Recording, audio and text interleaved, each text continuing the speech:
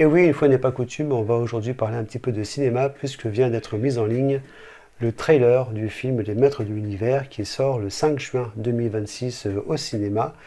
Il y a eu à avoir un petit teaser qui a été diffusé pour annoncer que les trailers arrivaient, voilà, pour ceux qui suivent.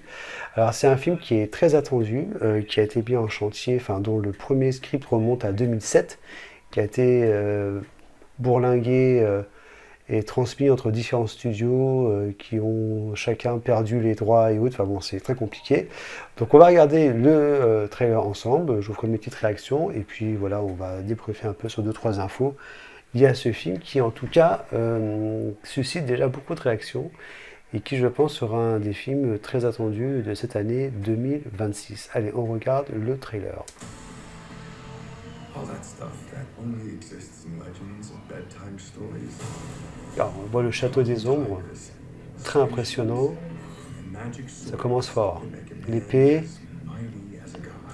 tout le décor est planté. Et on voit la sorcière qui vole à travers Eternia. Ah, et le prince Adam, enfant. Ah, et adulte.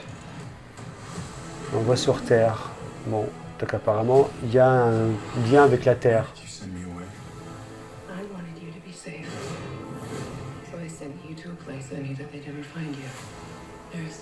Donc apparemment, j'ai vu un truc, on en parlera après. Apparemment, Adam quitte Eternia pour aller sur Terre et cherche l'épée. Voilà.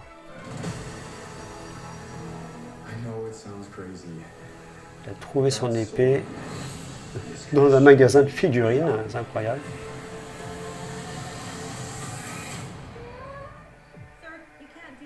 Ok, oui. Alors, très intéressant, voilà, il y a un détail là sur la figurine sur laquelle se trouve l'épée. Gros travelling numérique. On parcourt le château des ombres.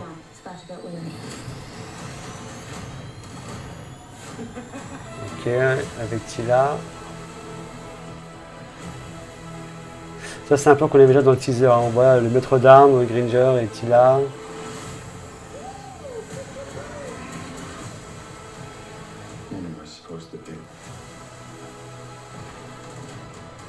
Donc là, on comprend que c'est l'affrontement entre les gentils et les méchants, on va dire.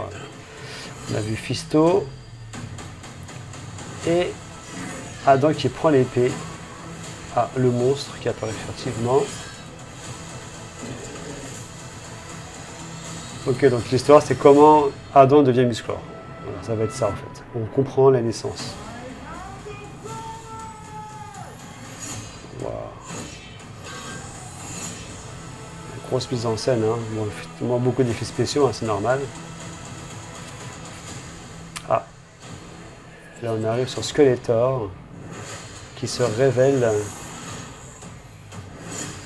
duel avec Musclor. Eh ben, waouh. Bon écoutez, que dire? Grosse bande-annonce, 2 minutes 24 au compteur si je ne m'abuse, donc ça va très vite. Il y a quand même beaucoup de choses en 2 minutes 24, on peut montrer plein de choses.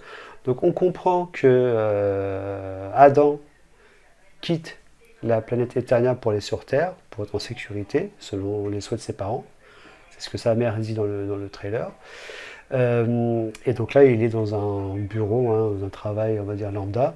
Alors, remarque sur la plaque de son nom, vous avez vu, il y a marqué he, him, ça fait un peu référence aux tendances actuelles avec les pronoms pour les questions de genre et de non-binarité ou autre. Alors, j'espère que le film ne va pas trop verser dans ce côté-là et aller sur des terrains woke qui sont très contestés actuellement à Hollywood et je pense notamment aux studios Disney qui en reviennent, qui sont allés très loin là-dedans et finalement ça n'a pas gagné l'adhésion du public et donc ils reviennent à des choses plus traditionnelles, on va dire. Donc ça on verra bien. Ce qui est intéressant, c'est que quand Adam entre dans le magasin de jouets, là c'est très référencé à l'histoire de Mattel. On voit derrière la vendeuse des jouets Big Jim qui était vraiment le héros des petits garçons des années 70 et 80. Donc là, on voit notamment le quart de Big Jim. Et puis, quand Adam veut prendre l'épée de la figurine géante, la figurine géante, c'est Vicor, qu'on retrouve notamment dans une séquence du dessin animé de Kevin Smith, dans la séquence où Vicor est après Ternia. Donc on retrouve ce héros-là, donc c'est marrant de voir la correspondance entre tous les héros et les personnages. Grosse surprise aussi de ne pas voir Orko, le magicien, qui est emblématique de la série, qui est un petit peu le personnage comic relief qui amène toujours une histoire marrante ou qui trouve une solution grâce à ses pouvoirs magiques dès qu'il y a un problème. Donc là on ne le voit pas, est-ce qu'il va faire partie ou pas du film? Là, de tout ce qu'on a vu entre le teaser et le trailer, on ne le sait pas. Et puis là, en fait, on sent que c'est quand même une lecture moderne parce que là, voilà, c'est un peu osé parce qu'il ramène à nouveau Musclor et Adam et Musclor donc sur Terre, comme en 87 dans le premier film fait avec Dolph Lundgren, qui, quand il est sorti, a été quand même un échec. Alors, il est devenu culte avec les années, mais au départ, quand il est sorti, ça a vraiment été une déception. Donc il rejoue cette carte-là, mais on sent que l'action va quand même se dérouler sur Eternia avec un duel monumental entre Skeletor et Musclor. Après voilà, la production, évidemment il n'y a rien à dire, hein, c'est bon, des effets spéciaux, du CGI de partout. Je trouve que le travelling dans le trailer où on parcourt le château des ombres avec les titres qui apparaissent, je trouve ça un petit peu trop artificiel, trop plastique, enfin trop évident que c'est vraiment là euh, un effet numérique et ça manque un peu de... Faire pas de réalisme, mais bon voilà, on sent que bon, c'est vraiment là du montage numérique en tant que tel. C'est intéressant. En tout cas, sur un écran comme ça rend pas terrible. Je pense qu'au cinéma, c'est plus spectaculaire parce que le grand écran, paradoxalement, permet des fois comment dire, de gommer un peu ces imperfections numériques et de les magnifier un peu. Non, écoutez, je suis très content, moi, très emballé de ce trailer. Donc dites-moi vous ce que vous en pensez dans les commentaires. Alors il faut quand même savoir que le projet revient de loin parce que il avait été initié en 2007 par la Fox qui avait perdu les droits. Et après la Fox, c'était Sony Pictures qui était dessus, qui a planché pendant de longues années. Ils se sont comme ça coltiné le scénario en le transmettant à différentes personnes, différents acteurs envisagés. Fin année 2010, moi je me rappelle du visuel préparatoire qui avait fuité où on montrait le tigre de combat, donc Battle Cat, de profil avec des teintes un peu sépia, un noir et blanc, enfin très classe. Et puis plus rien, jusqu'au moment où Netflix récupère les droits, dans les années 2010 ou 20, je ne sais plus, 2020 par là, donc 2022. Et donc en fait, Netflix va lancer toute une série de projets autour des modes d'univers, dont les dessins animés de Kevin Smith et aussi la nouvelle version de She-Ra, qui est la sœur de Musclor.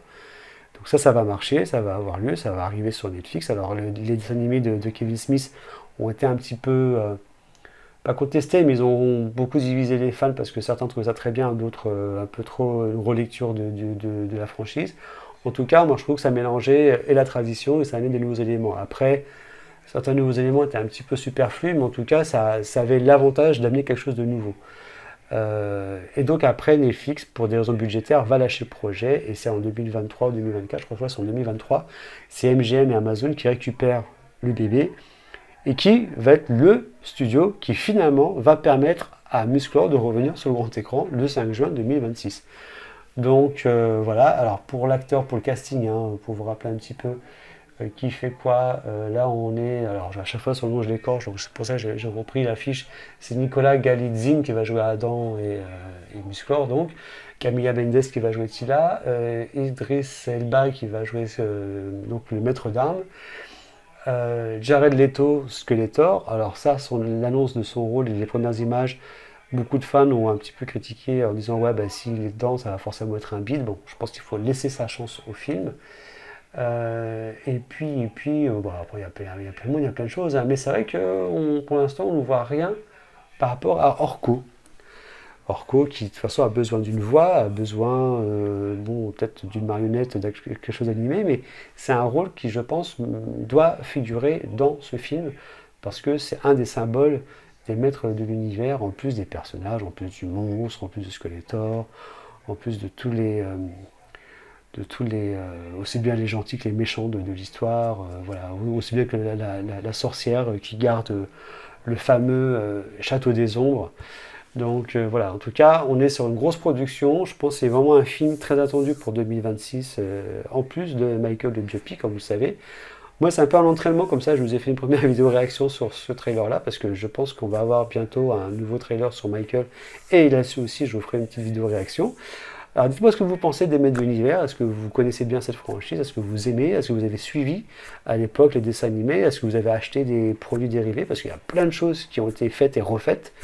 Dites-moi tout en commentaire. N'oubliez pas de vous abonner, de liker cette chaîne, car d'autres surprises arrivent. Salut!